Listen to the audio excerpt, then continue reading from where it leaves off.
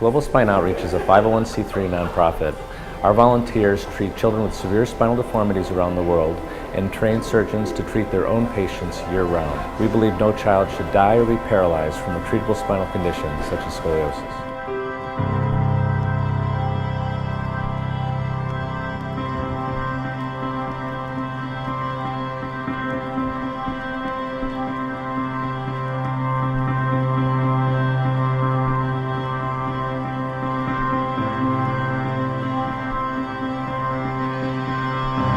We're going to make him taller. ¿Estás listo? Necesita la cirugía, es mucho mejor. Va a crecer mucho en un día. ¿Está bien? ¿Un día? Sí. Un día. Es un buen día, sí. So I think to describe what Global Spine Outreach does and who they are, I think we'll just go to the name. So global means obviously that the organization is worldwide in its scope and its considerations. Spine, in that the main emphasis of this organization is to provide spine care, specifically spinal surgery care for those in need, with an emphasis on those that have various spine deformities. And outreach is a term that means we're kind of reaching out to those in their own environment instead of bringing them to our environment for their help. It's like chemical process. I don't know what you're saying. Hey, mister, he says. She says, hey, mister. Hey, mister. Yeah, hey, mister. Hey, lady. So the specific types of patients that we see on our GSO trips are principally pediatric patients who have various spine deformities. What we do is a very precious thing, and that is really we're preserving life. And these kids without treatment almost certainly would succumb to their illness at some point far sooner than they would if they had treatment. They are often even struggling at a young age to do basic things such as walk and breathe and enjoy life, and you can just sense that. For a lot of children, we're providing surgery just to allow them to breathe. Because if they can't breathe, they don't grow and they just deteriorate and wither away. But we let them breathe, and then all of a sudden you see them gain a lot of weight and they look healthy and they can heal their wounds now. And that's really what we're trying to do. We're trying to prolong not only their chronologic life, but also the quality of life that they get to spend here on Earth. So we go way out of our way to make sure we speak to them, they understand what we're doing. We're providing gold standard United States level care all over the world.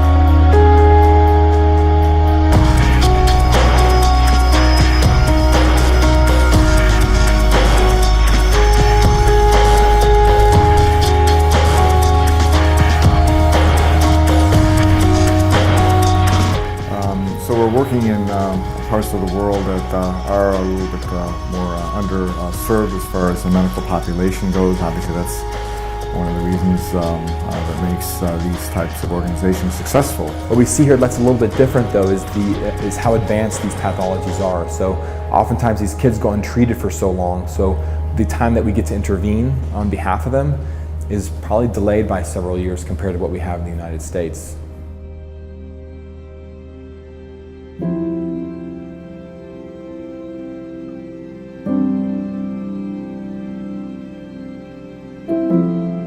My favorite part for sure is getting to know people. I love the fact that I get to every day meet new people, and it's amazing when you talk to folks how you realize that everybody has a very unique story, and even though our interaction with them is short, over time you get to be a part of that story, and to be able to share that story with a lot of different people I think is very precious. For me personally, this is the best part of my professional life. So some people decide to go lecture, others spend a lot of time doing research. For me, this is what I'm meant to do. This is the most fulfilling thing in my whole professional life, without question. I wanted to be able to use my skills in ways that I didn't always feel I was being utilized best in the U.S. Being the father of two very small children allows me to relate to other parents that have small children, and we do take care of a lot of small kids. Some of the children that we actually operate on are as young as 3 or 4 years old, so that's about the age that my son Alex is, so I can definitely relate to their stresses, and I understand what they must be going through. Here it's so pure. There's no money, there's no secondary gains. It's kids with the most difficult scenarios we could ever imagine. We'll see in a week what took me 5 or 6 years to see in my Loyola clinic when I was there. And sometimes things like this, you need that just for perspective.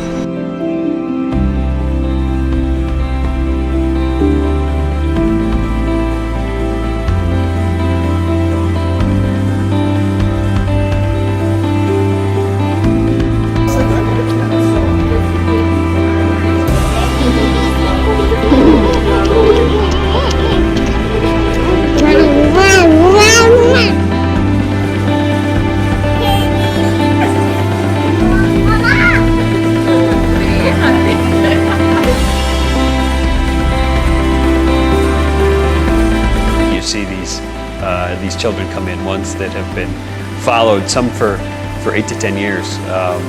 They wear their Sunday best. They wait all day long. They may have traveled 3 or 4 days to get here, and they're literally excited to see the doctors. And a lot of these kids are coming from neighboring communities or even traveling hundreds of miles to get to see us. And the sacrifice that these families are making to have their kids cared for is tremendous. And that includes families with tremendous financial hardships, families that have emotional hardships, or families that have disabilities in and of themselves, and they don't want to pass that disability down to their kids. You know, trying to give their kids a better hope and a better future. Things that they cannot do unless the specialized care that we're able to provide with Global Spine Outreach is available to them.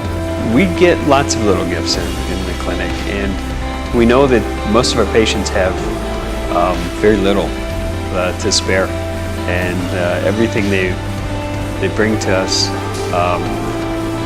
means so much, and it doesn't matter what it is, but it's the thought.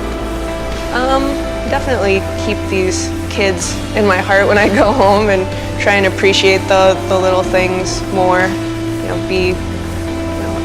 Realize what we are afforded, what I am afforded in my day-to-day life. The investment you get for your donation is seen on the faces of these children. Just to have that hope, you can just see it in their faces. These tears of joy that are coming out of them is remarkable. It's the gratitude that we feel when we come down, and we don't always feel that at home, and it's unqualified. Se me olvidó contarles que desde la casa hasta este puente pedaleé mi bicicleta 10 kilómetros en subida. De vez en cuando había una bajadita ahí para coger impulso, pero el resto era pura subida, subida y subida.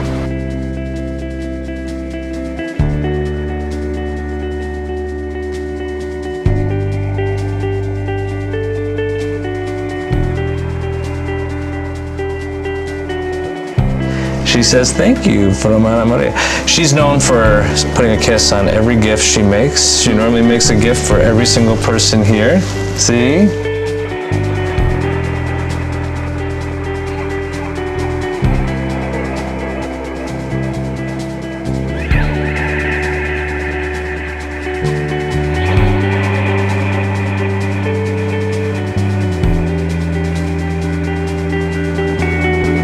The best way to teach is hands-on on patients, not just watching from afar or reading it in a book. And global outreach, I think, is the strongest way to achieve that goal. It's very exciting to see that the local doctors are growing along with us in terms of their experience, in terms of their ability to do more and more challenging cases.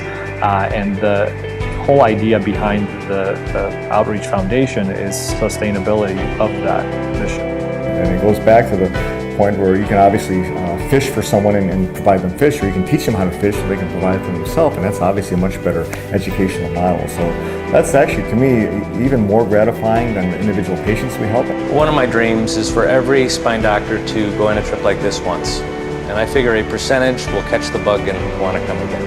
That's what happened to me and everybody who's come back more than one time. you realize that this is the most important thing. So obviously I'm not the oldest person that you're going to see on this video. However, I have kind of grown together with Global Spine Outreach. When I started doing mission work, obviously I was not the most experienced surgeon, and under the supervision of my older colleagues such as Tony and Larry, I had the opportunity to sharpen my skills and grow along with them. More and more we're bringing some of the most senior and famous surgeons around the world, and now all of a sudden groups come and we have symposiums, and we're really using global outreach as a platform to emphasize different techniques, but also emphasize safety, because sometimes that gets left behind.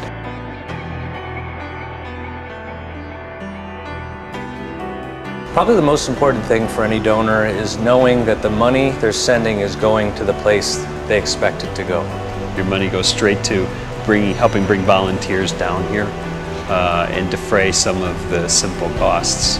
We personally take care of it. I'm involved, or my colleagues are involved. Every dime of it is going towards, at this point, every dime is going towards the children, or getting the staff to get to these locations, all of it. There's absolute transparency, and so that's very different than a lot of other donation pathways. We do the rest. We provide the spine surgery. The companies have provided implants. The rest of our donations, it goes for transportation and hotel rooms and things down here.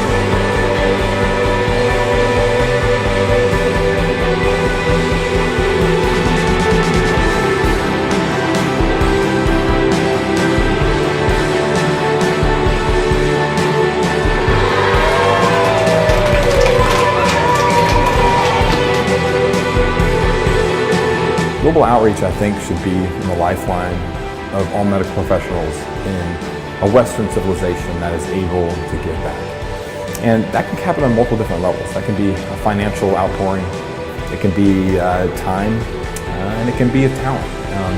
And any of those things, I think, are perfect in the global outreach setting.